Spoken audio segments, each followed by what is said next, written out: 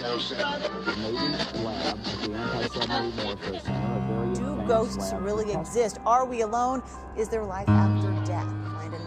It looks like a giant ape with a man's face. We've done some testing to determine if it is a synthesizer. Hey, Dark Waters family. This is Sean Graham with Chasing the Truth on the Dark Waters radio channel. Please go to IamDarkWaters.com, subscribe, and you can get this podcast that I'm going to share a little snippet of with you.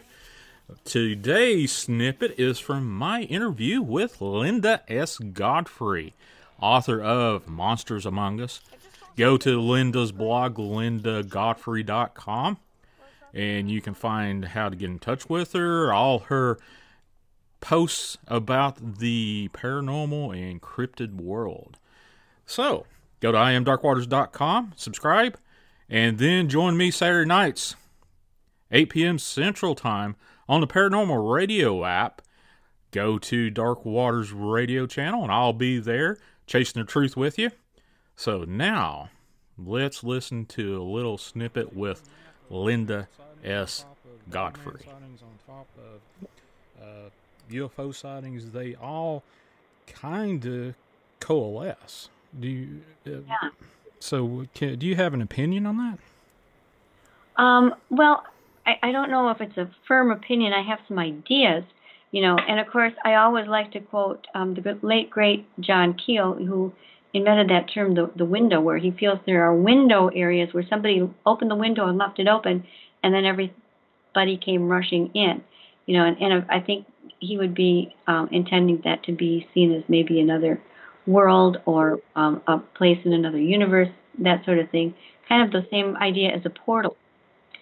And I don't know for sure that there are such things, but the other thing that I see I always do that, comparing things on maps, looking to see what else has been seen around that area, is that there seems to be a correlation with anomalous lights, whether they are exactly UFOs or just, orb-type things or streaks of light or whatever you can imagine. There does seem to be a correlation with that, where you've got Earth lights or UFOs. You almost always have sightings of the Bigfoot or the Dogman or some other really weird creature. And even Lee's Field that I was just recently telling you about. Mm-hmm. By the way, that whole thing is fully explained in my most recent book, which was Monsters Among Us, if anybody's interested in that. But just a couple of years ago, I was out in the field with Lee and another colleague of ours. So there were three of us, trained people used to looking for anomalies. And it was August, and we were sitting out in his hayfield because he had a carcass sitting out that nothing had touched, which was really weird, because usually you'd set something out there and the coyotes would get it, and there'd be prints and you'd see all kinds of things. This one had no action.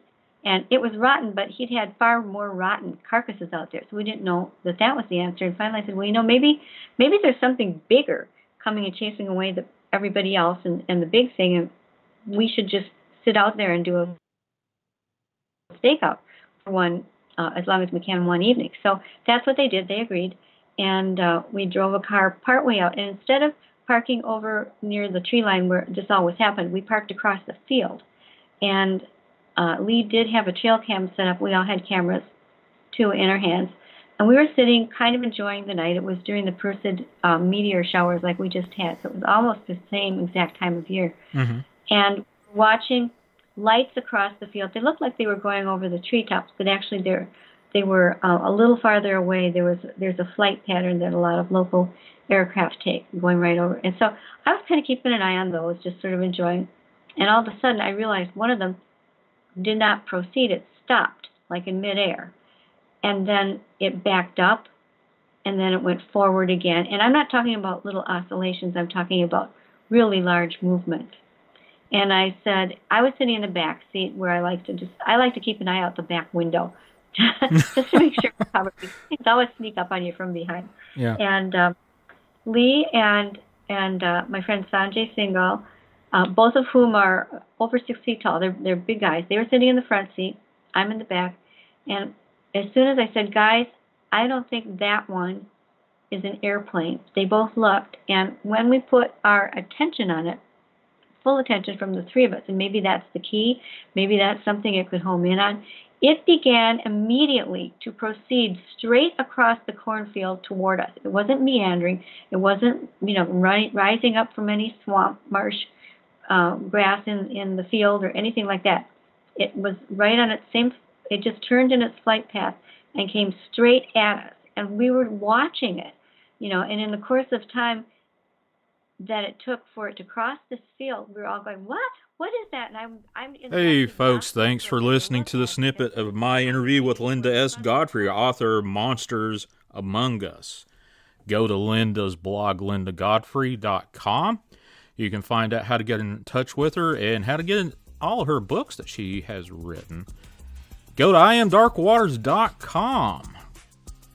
And you can subscribe and get this podcast along with all my other podcasts.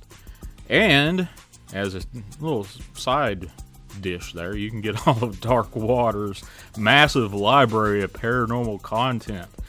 So go to imdarkwaters.com, subscribe. Join me Saturday nights, 8 p.m. Central, on the Paranormal Radio app, which is a free download with your smartphone. Go to Dark Waters Radio channel, and I'll be there 8 p.m. Central Time, Saturday nights. And let's chase the truth.